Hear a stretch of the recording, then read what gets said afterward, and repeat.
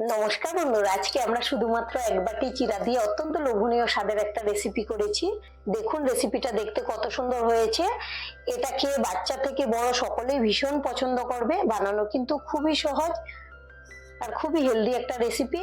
সন্ধ্যের টিফিন হোক বা সকালের জলখাবার সবসময় কিন্তু আপনারা পরিবেশন করতে পারবেন, আর বানানো খুবই সহজ। তাহলে চলুন দেখে নিই আজকের রেসিপি। সবার প্রথমে নিয়েছি এক বাটি চিড়া।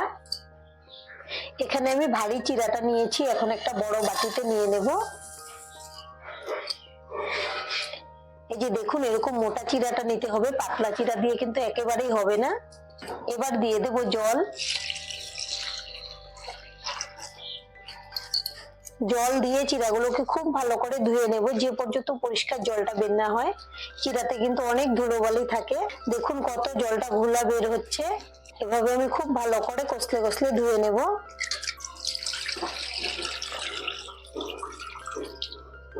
চিড়াগুলোকে মোট 5 বার ধুয়ে নিয়েছি, এখন জলটাও পরিষ্কার বেরিয়েছে, এই যে দেখুন।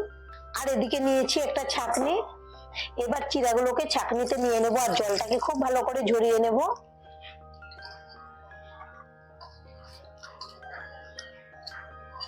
আর এদিকে গ্যাসে একটা কড়াই বসিয়েছি, দিয়ে দেব 1 চামচ ঘি।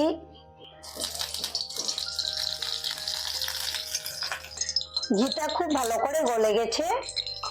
এখানে নিয়েছি 1 মুঠো কিশমিশ, এগুলোকে ঘিয়ের মধ্যে দিয়ে ভেজে নেব।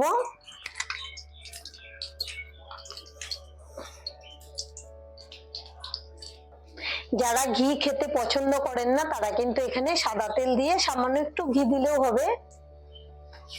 কিশমিশ গুলো দেখুন ভাজার পরে কত সুন্দর ফুলে গেছে, আর কিশমিশ গুলো কিন্তু খুব ভালো করে ভাজা হয়েও গেছে। এবার এগুলোকে তুলে নেব।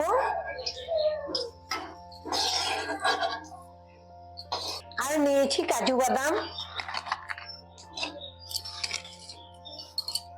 এগুলোকেও নেড়ে চেড়ে ভেজে নেব। এখন কিন্তু হালকা কালার আসতে শুরু হয়েছে।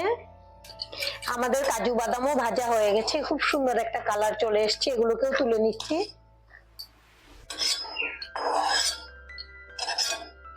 আর এখানে নিয়েছি নারকেল কোড়ানো, এটাও দিয়ে দেব ঘিয়ের মধ্যে।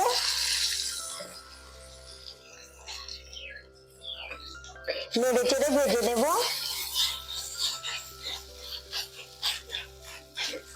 নারকেলটা কিন্তু কড়া করে ভাজতে লাগবে না, এটা কিন্তু হালকা ভেজে নিলেই হয়ে যায়। এবার দিয়ে দেব 1 বাটি জল।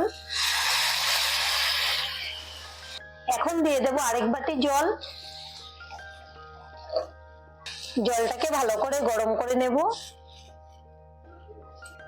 জলটাকে হালকা গরম করে নিয়েছি, আর এখানে 1 বাটি থেকে একটু কম নিয়েছি গুঁড়ো দুধ, এই দুধটা দিয়ে দেব। এই জলটা যদি বেশি গরম করে দেন তখন কিন্তু গুটি হয়ে যাবে দুধটা, সেজন্য হালকা গরম থাকা অবস্থাতেই দিয়ে দিতে হবে। এই যে দেখুন খুব সুন্দর করে মিশে গেছে। এবার দুধটাকে খুব ভালো করে বলক তুলে নেব। আমি দুধটাকে খুব ভালো করে বলক তুলে নিয়েছি। আর এখানে নিয়েছি 1 বাটি চিনি আর 4টা এলাচ থেতো করে নিয়েছি, দিয়ে দেব।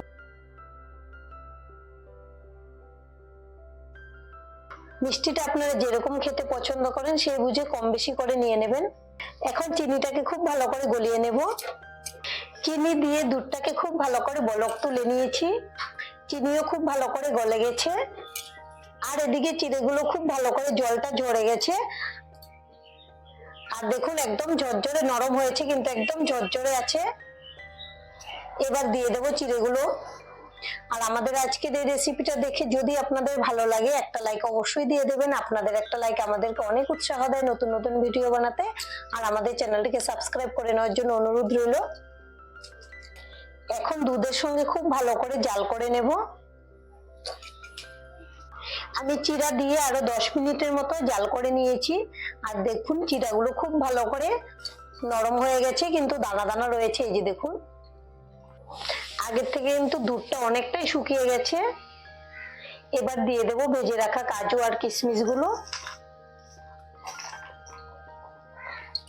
খুবই হেলদি একটা রেসিপি আপনাদের সঙ্গে শেয়ার করেছি। বাচ্চাদের জন্য তো ভীষণই ভালো। এটা সকালে জলখাবার হোক বা সন্ধ্যের টিফিন, এটা কিন্তু আপনারা বাড়িতে বানিয়ে বাচ্চাদের হোক বা বড় সকলকে পরিবেশন করতে পারবেন। খেতে তো ভীষণই টেস্টি হয়। এভাবে আপনারা বাড়িতে বানিয়ে দেখতে পারেন। আশা করছি আপনাদের ভীষণ ভালো লাগবে। আর আজকের ভিডিও এখানেই শেষ করছি। সবাই ভালো থাকবেন, সুস্থ থাকবেন। ধন্যবাদ।